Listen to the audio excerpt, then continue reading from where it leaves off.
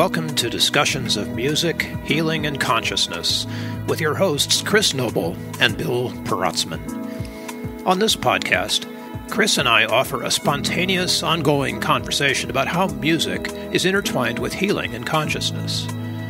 We hope this podcast will cultivate your knowledge and curiosity, inspire your own study and practice of the musical and healing arts, and that your contribution to advancing world consciousness will be satisfying for you and transformative to those around you. Let's get started.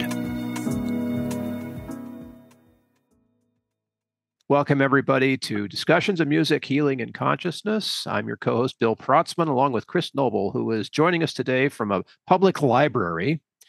Thanks to the wonders of technology, you can get the internet in the library. Of course, you can't talk in the library.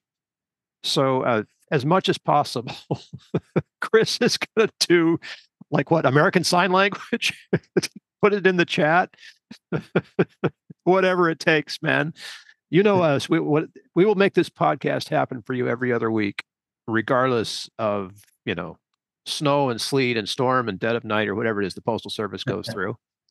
Today, we have an amazing guest with us. Greg Morgoglione is the founder of Accessible Music Project. I believe I have that right. Yes. And the title of his book is something that is near and dear to my heart. It is Play Something Pretty That You Like to Play. So we're here to talk to Greg because Greg found us. He's a listener to this little podcast that Chris and I have going. Yes. And we want to give Greg an opportunity to reach the audience and talk about what you do. And then more importantly, we want to hear about how you got to where you are today, which I'm sure is a fascinating story. So welcome, Greg. Hey, it's good to hear you. Thank you. It's great to be here. I really appreciate you all having me on the podcast. So tell us about what you're doing today.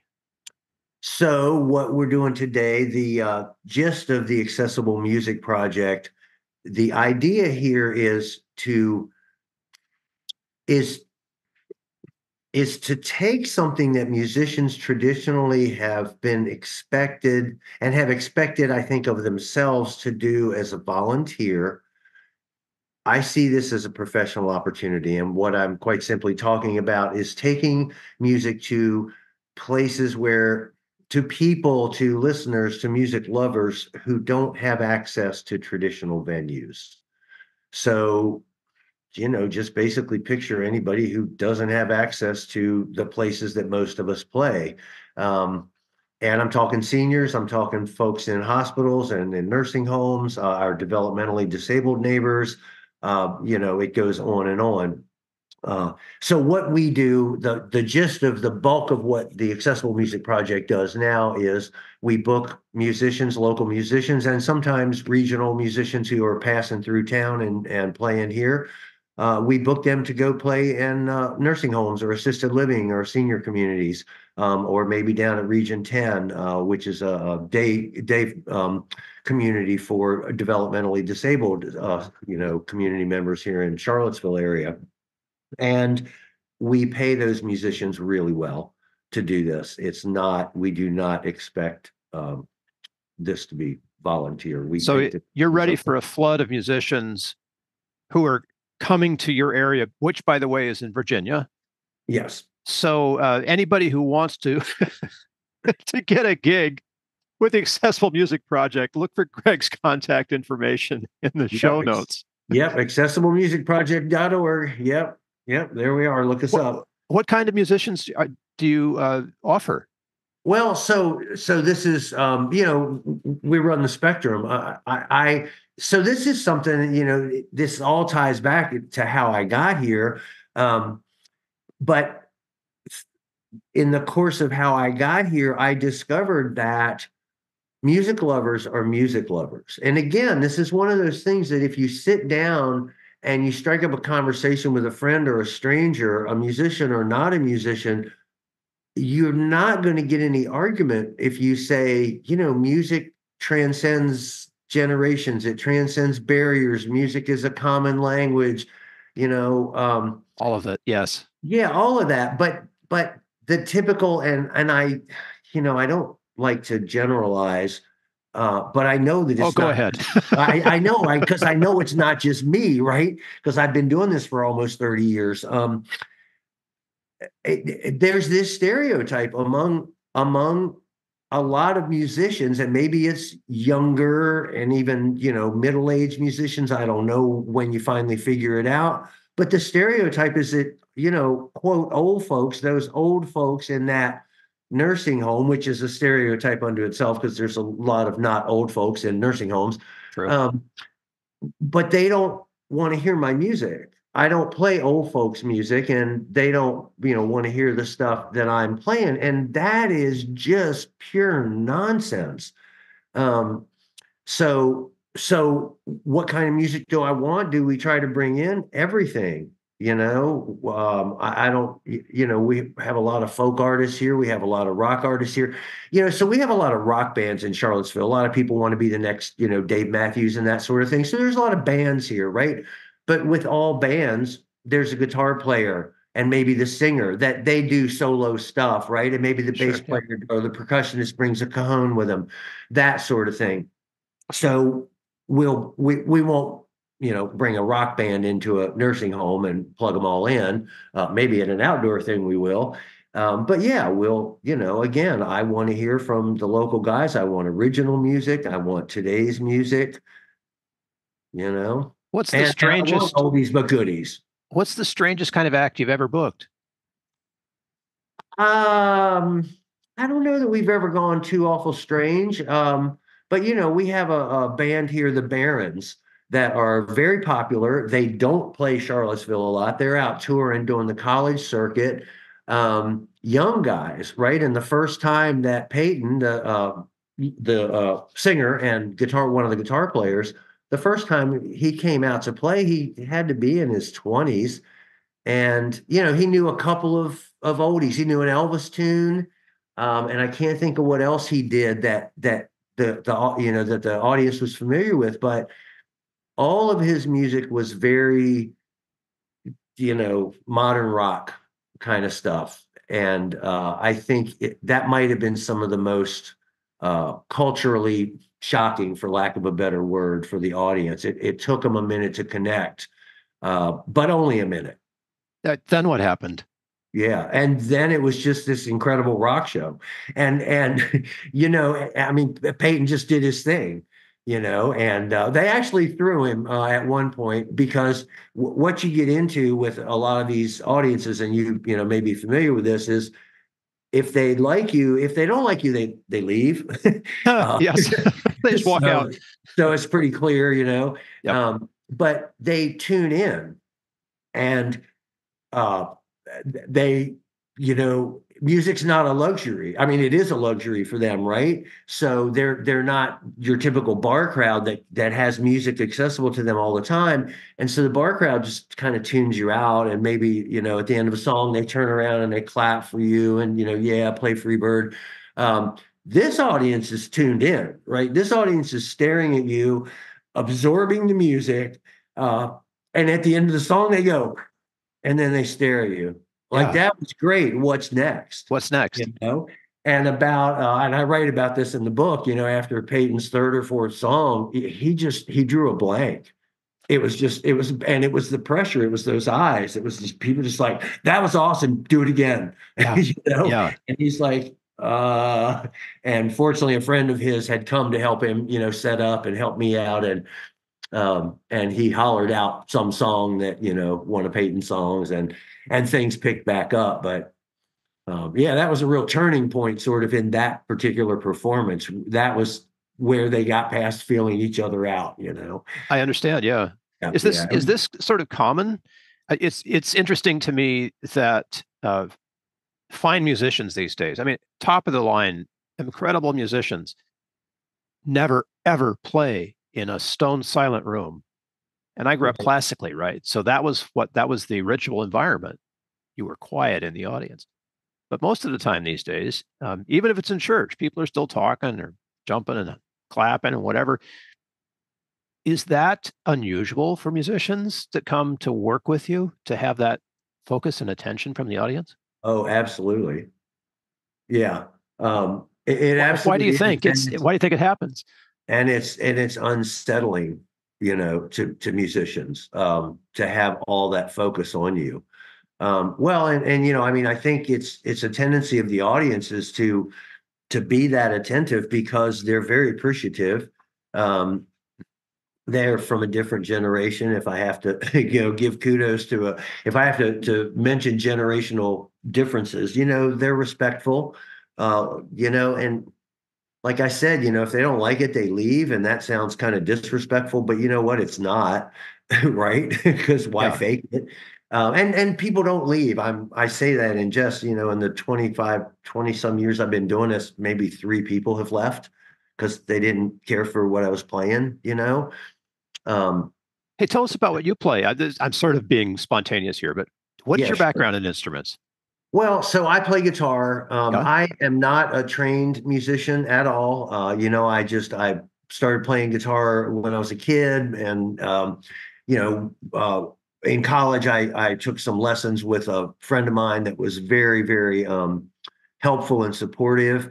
And so then, he kind of inspired me, and I just started learning to play songs that I wanted to sing. So I would go out and buy a Paul Simon book with the chords in it, and I would learn the chords I didn't know how to play. And that was back in the 70s, late 70s.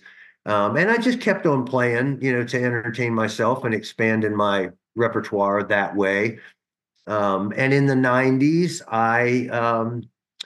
I wrote my first song in 92. I was working a corporate job. I was going to really burn down on the corporate world and kind of looking back over life, and wrote a song and in a hotel room, and decided I was going to go out and begin to perform, and just put a tip jar out there and see what happens.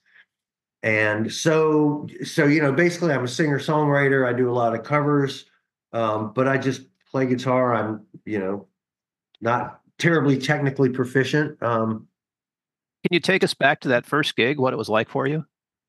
My first gig, yeah, Yeah. it was pretty hairy.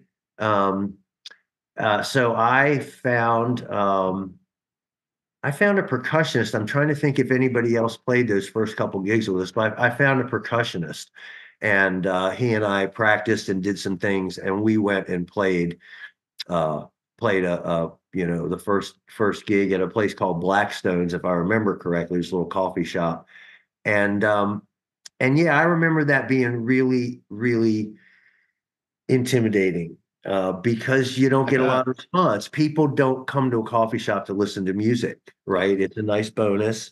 Um, and so people weren't really paying attention to us, and and then, all of a sudden somebody got up and came over and put money in the tip jar and said Yes. something like, "Man, you guys are rocking and this is great." And it's like, oh, um, and I want to say, oh, it got easier from there, but it doesn't. I mean, you probably know if you guys play out, Butterflies are always there, you yeah, know? there's always that energy, that nervous energy, and that, is this crowd going to like what I do? Or, you So know, what was in your playlist at Blackstone's, if you remember?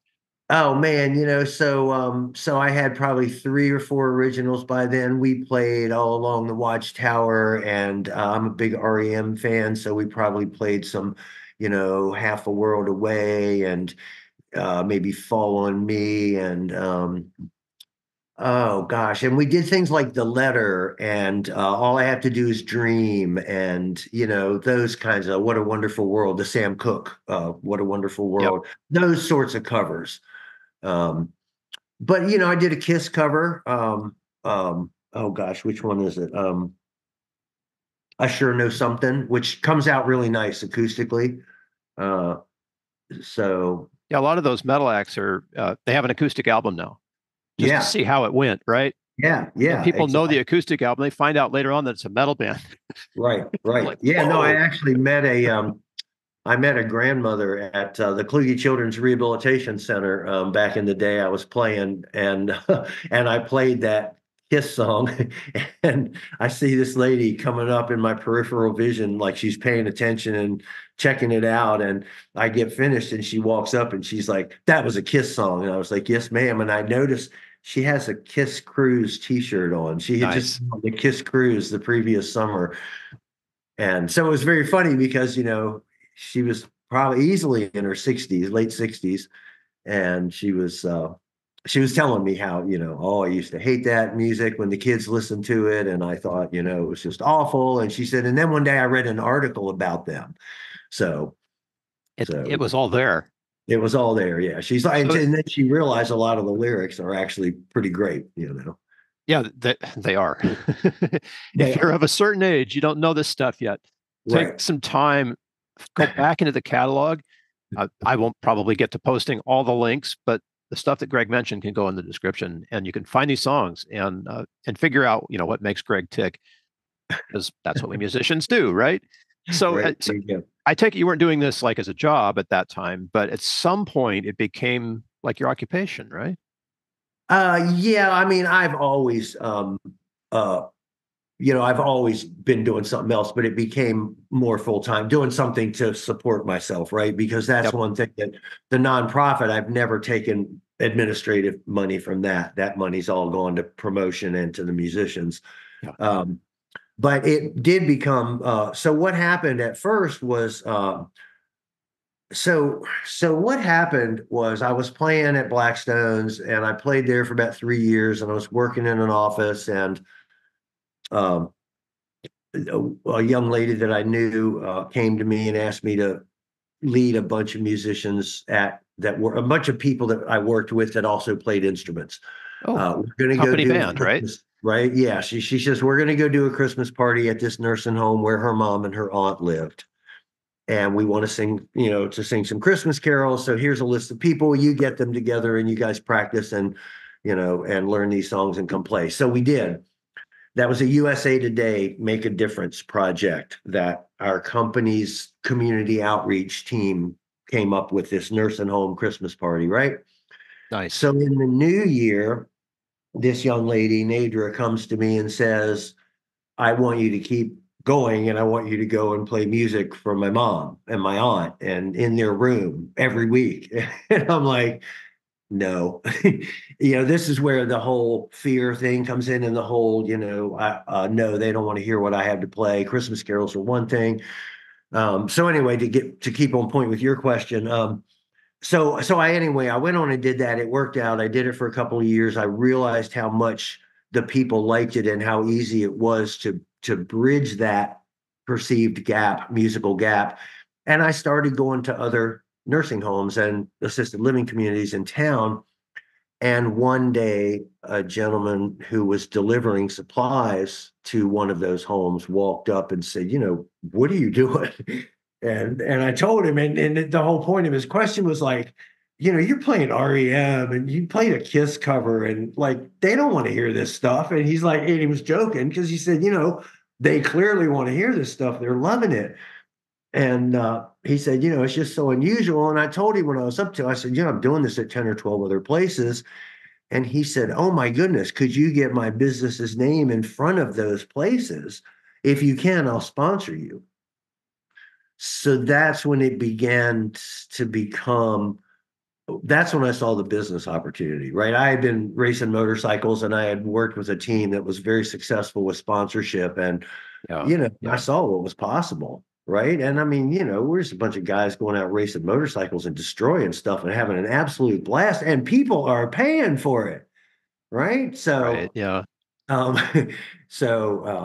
I saw the opportunity, the light bulb went on, and I began to work that angle and finally ended up, 8 years later, figuring out the nonprofit, to go the nonprofit route. So you were self-sustaining until the sponsorship thing came in? Oh yeah. Yeah, I was just doing it, just having fun and just doing it, Yeah. I love because it that. was, yeah, I mean, I was playing like maybe 10 or 12 shows a month and they're 1 hour each and it's unplugged. If anything, I brought a teeny little amp that I could carry, a little battery powered thing. And so very simple, very low, low input, which again is a big part of the appeal, for practicing musicians. Right. But it is in fact easy versus carrying the whole, In all the fact, gear. yeah, yeah, it really is. And given that, like now we pay $100 for a 1 hour show from a solo musician. So given that you have like 10 minutes set up and 10 minutes tear down compared to what you have in a club, Yeah. You just made $100 an hour. Yeah. You know, that don't happen around here in clubs. Are you making any money as a musician right now? No, I don't play. I don't strive to make money as a musician. Gotcha. Yeah. Yeah, no. That's a No, very nice thing to be able to say. yeah, no, that's a whole other book, right? Because when I got out, and I'm not going to write it, when I got out of, when I began to leave the corporate world, I'm in Charlottesville, Virginia, Dave Matthews and this big thriving music scene and, peace, love, let's all get along, let's all take care of our brothers. We're very, we tout ourselves as very progressive here and very open and very loving and very, all lives matter and all that good stuff. Um, and so I thought that was kind of the community I was going to go into, coming out of the corporate world, which is not that, Yes, definitely not. you know, Second emotion. right. And so I'm thinking, well, man, I need to get back to all that. I saw the Woodstock movie when I was a kid, when I was 12 years old, the original Woodstock movie. And so, I fell for that, it's all, we're going to change the world. And so I came out of the corporate world thinking, I'm going to go out into this community that's very open and embracing and supportive. And it wasn't that. To just put it in 3 words, it wasn't that. What did you Uh, do? oh, what did I do? I did what I'm doing. When somebody says to me, I'll sponsor you to come play for these folks, an attentive, appreciative audience that is, what's the word? Low, that's low effort. You know what I Yes, mean? yes. Not low professional effort, low physical effort. I don't got to take anything in. It takes, 20 minutes on the front and back end to do this great show that leaves me high for like 2 days, you know? Um, when somebody offered me that, that's the direction I went. I'm like, okay, I can go over here and beat my head against the wall and try to get in with all this not very genuine group, or I can go over here. I'm in, you know. So yeah, I began to sort of figure out ways to raise money and to get myself paid, and uh, you know, To through. make So it I all came up with work. a newsletter, for example, Yeah. and I went out and got more sponsors, right? And I made the newsletter at home on my computer. It's just an 8.5 by 14 piece of paper, and it was folded, and um, but it's full color and it was interesting, arguably. And I distributed it everywhere that in town that I could find that had a waiting room. So you might see one in your dentist's office or in your doctor's office or at the car dealership, and it was popular, you know. And I got sponsors, and so I was putting a little bit, I was putting gas money. I was getting gas money for myself, and I was proving a concept Yes. basically at that point. When did it occur to you that there was something more to this, that something else was happening beyond entertainment? Wow. I would say real early on, um, I have so many stories and I get emotional, right? Uh, but I would say early on, so my friend Nadra, who I worked with at Lakeland Tours, she's the one who did all this community stuff, and it was her mother and aunt, and her aunt was Alice, and so I had this REM song that I used to play, and Half a World Away, and pretty obscure, and it's just so pretty though, and it has this line, a couple lines in it about, and the word blackbirds comes up in no particular concept of birds, um, which is a Michael Stipe thing, and so I played that. Week after week, and then we went to twice a month. When we went down to the dining hall, I would play it. And so maybe 3 months in, maybe 4 months into this whole new adventure of playing for these audiences, one day Aunt Alice asked she said, play the one about the blackbirds. And that's when I knew that thing that I knew there was a connection, right? That thing that nobody thinks is there. They're not going to like your music. No, music's music. we have to put all that other stuff away, all that other judgment around music, that sort of thing. When we were talking before the show, you used the H word, and that moment where things changed is, I suspect, also where the idea of music as healing entered the room, and musicians as healers, which I've heard you say too. It's Yeah. phenomenal. Yeah. That's when I don't know when I started to look at it that way. Um, well, I do know, but that was when it began to, creep into, that's when it began to formulate, and I couldn't put words to it. I had no idea what was going on, but I knew something was going on. And I knew that, and there's a paragraph in the book that reflects this, that it's like I would go into these communities, these little places, and it's a community unto itself. And I would have this incredible experience, this incredible, musical / human experience. And then I come out the door and I'm back out into a world that doesn't believe this is possible or genuine. I don't know what the right word is, because sure, there's lots of musicians that know this is possible. Again, I don't like to generalize, um, but I knew by 96, I started doing this in 95. By 96, I knew. And then when the guy, offers me a sponsorship in 98, I knew. Um, when I really knew, uh, there were,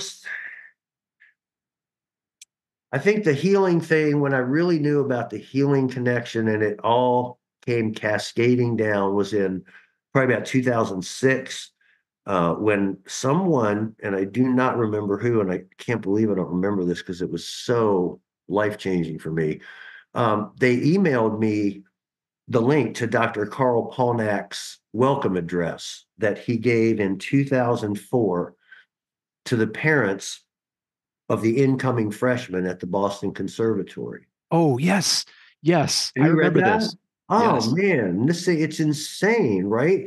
But I mean, it's so well, so now here's this guy um, and I was fortunate enough to meet Carl and interview him. Here's this guy that, I'm down here on the musician tier, right? I'm not putting myself down, right? But I'm just this guy who just picked up a guitar and started strumming one day, and now I'm playing gigs. Go figure. And then there's Carl Polnack, who has dedicated his entire life and professional career to music and musicianship. And he and I had the exact same experience in nursing homes, right? Yeah. Yeah. And he tells that story of his experience and with that gentleman. And should I tell that story? Should I share that? Yeah. Go ahead, please. That this is because people who are out there listening, look this up. Look up Carl's speech. I'll post it. I'll make a He, link. yeah, he and his violinist friend, Carl's a piano player. They went and to a nursing home, and I think he said Nebraska, somewhere like that. And they were out on a concert tour, and they went to a nursing home to play. And they opened with Aaron Copland's Sonata, which is dedicated to a downed pilot. And they did not tell that story. They just played the piece. And then they took an intermission. And then when they came back, and so halfway through the piece, a gentleman in the front who looks to be military uh, kind of loses it, kind of gets emotional. And Dr. Pone cannot figure out why that might be.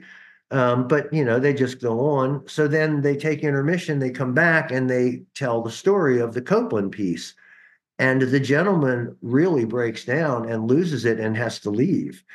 Um, and but he comes back after the program is over, and he comes back to them to explain himself. And he says, "When I was in the war, I was a pilot, and I watched one of my team members get shot down, and he parachuted, but the Japanese spun back around and shot his parachute down. And I watched my friend plunge into the sea. And I haven't thought about that in 40 years. And when you were playing that piece of music, it's like it was happening all over again. He's like, and then you told that story. How does the music do that? And so from there, Paul Nack said he realized he's like, I'm not an entertainer. I'm a healer. I'm more like a paramedic. I'm like a, chiropractor for the soul. Um, so that was a real, it's 2007, I think, that somebody sent me that. And it really blew it open for me, what I was on to, and I was no longer just felt like I didn't no longer felt like I was just fumbling along on my own. This guy Yes. who has no reach out to the rest of the world. The rest of the world probably think I'm nuts. Suddenly I realized that's not the case. If you could say to the people of the world the true value of music, what would that sound like? The true value of music, I think that to me, music is developmental and it's therapeutic.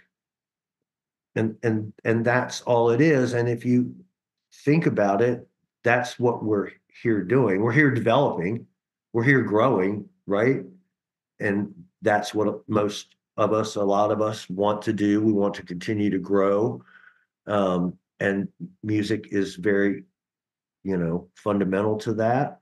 Um, and so hence, all the little kid songs and Sesame Street and all of those shows that teach us about the alphabet and, I'm a little teapot and all those things, right? So and not just that, but how many nature shows do you watch? And there's music in there and it's bringing you right. And so again, it's working with us.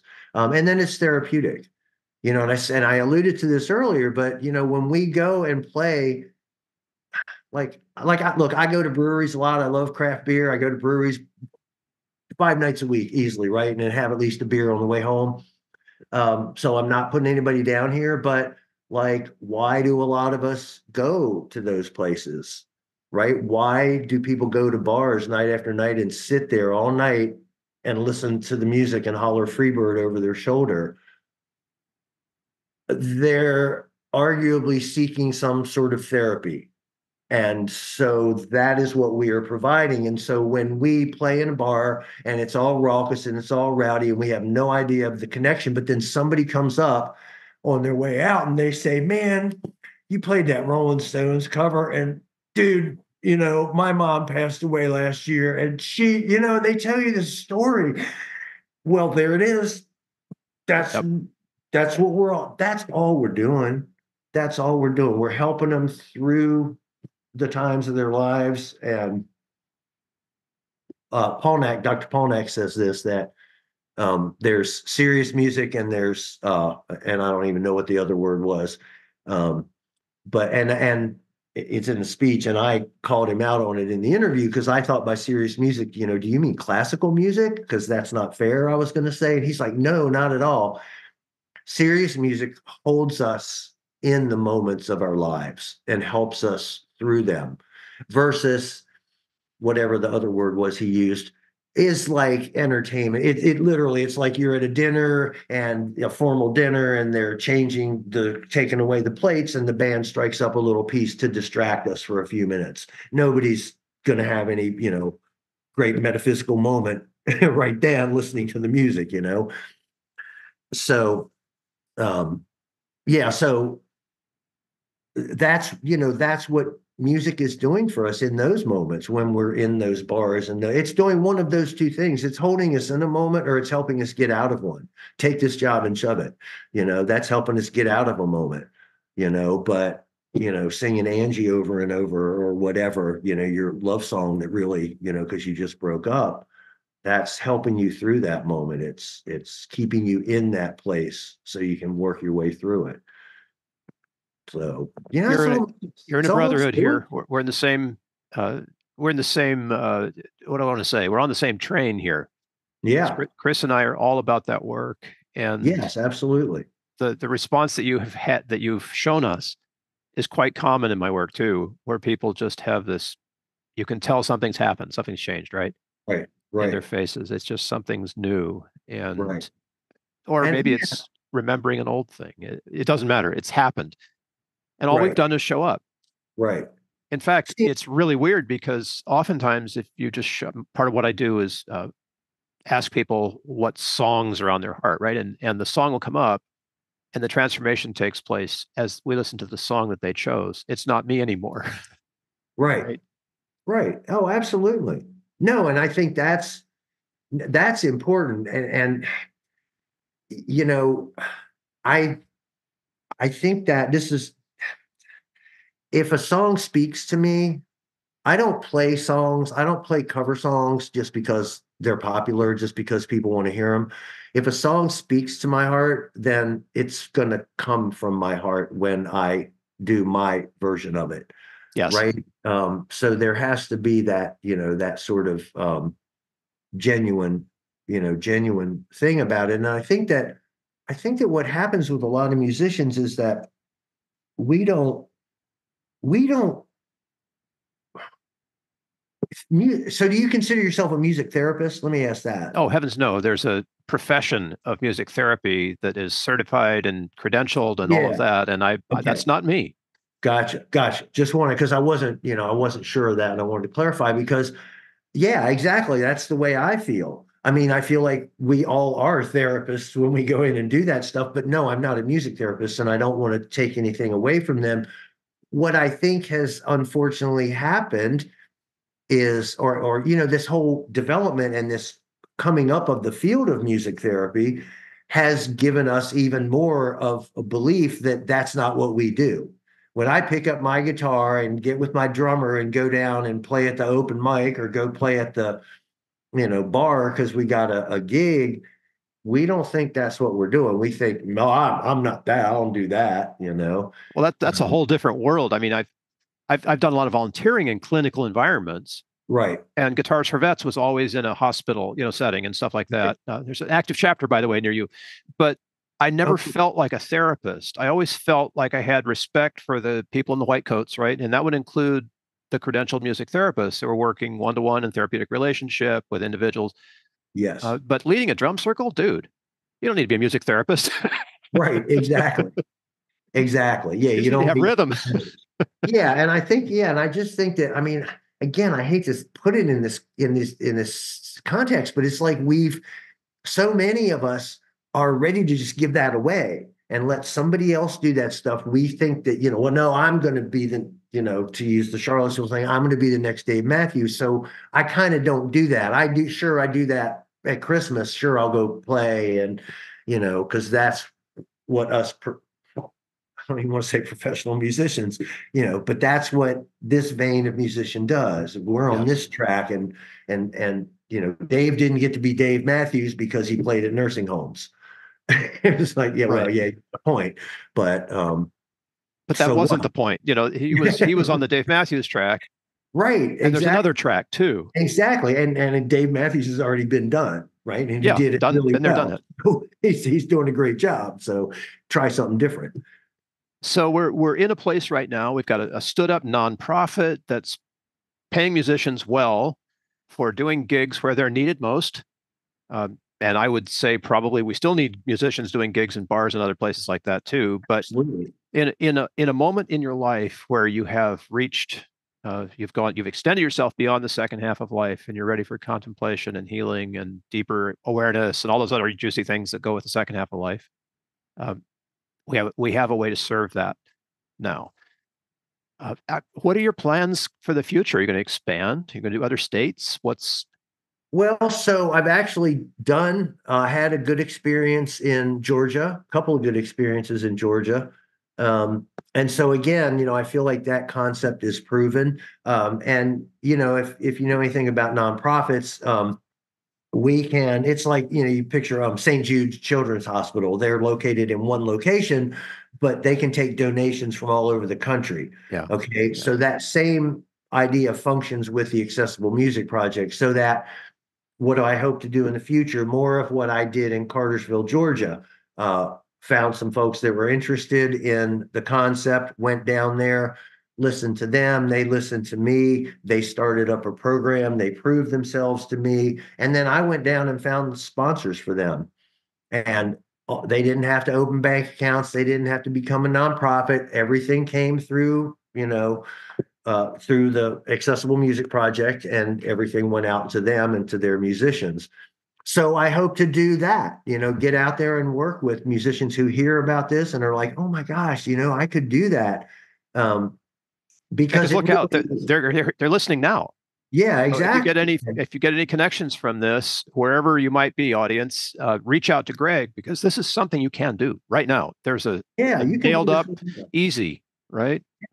It really is. It's And that's as Chris was pointing out in the chat, so the whole paradigm of the way music is used is changing right now, and sound healing is a huge thing. I can't walk down the street without meeting 3 or 4 people who also have crystal bowls at home, you know, and the welcoming healing effects of music are more at the top of the conversation, I think, than they have been in a long time. So you might get reach out from people who want to do this, who want to bring their healing bowl or sound healing to other people in a sponsored way, and let's do that, right? excellent. So, audience, ring the bell. Yeah. I mean, Light and Greg up. again, from a musician's point of view, if you're a performing musician and you're actively out there, trying to get gigs, this is the easiest gig in the world to get. There you go. Right? You heard it on Discussions of Music Healing and Consciousness, people. Right. Pass the word, right? Yeah. I mean, this is so easy because, when I first started doing it, I wasn't looking for any pay. And then once I started getting myself paid, I didn't need any pay from the nursing home. So that's the first question you always get. Well, how much do you charge? I'd be like, nothing. Nothing. And they're like, when are you coming? There you It's go. simple. So you can learn about this. Greg, tell us about your book again, and then we'll wrap up and make sure people have your, I was going to say your toll-free number, but your email address, ways to reach you. Right. Okay. So the book is Play Something Pretty That You Like to Play. And the website for that is playsomethingpretty.com. And what else you want to know? If they can get your website, they can get to you. Is there the quickest, like, one-liner way of finding Greg Morgoglione? I would say it would be through the website. Yeah, there's contact info there through playsomethingpretty.com. Perfect. Yeah. I'm sorry, I murdered your name. It's Morgoglione, people. Morgoglione. Don't Yep, hate me. there you go. Don't worry about it. I've heard worse. Gentlemen, thank you. Oh my gosh. Any final shots, last words? What would you say to someone who wants to make music in a new way? I'd say get out there and do it. Get out there and, believe in yourself, and you have to put away your preconceived notions. You have to consider the artistic space. I talk about this in the book, but you have to consider the artistic space that you open up when you play a song. That space that the listener can come into has absolutely no judgment. It has no judgment. So why do we?